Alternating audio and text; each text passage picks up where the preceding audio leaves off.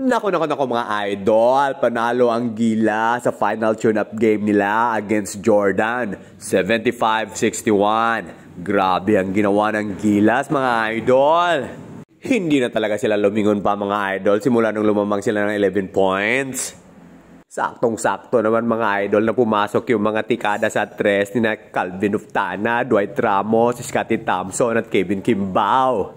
Baka naging iba rin siguro ang takbo ng laban kung nakapaglaro lang si Jefferson, yung import ng TNT, mga idol.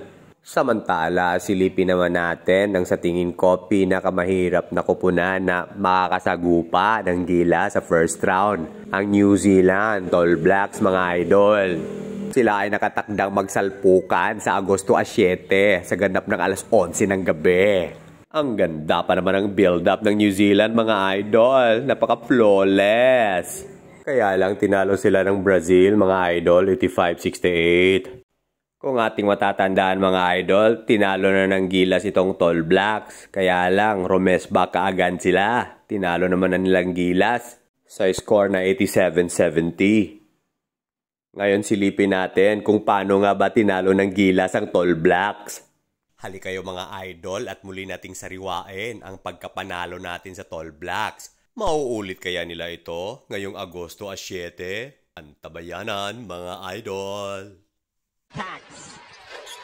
Oh, much strong. Scottie.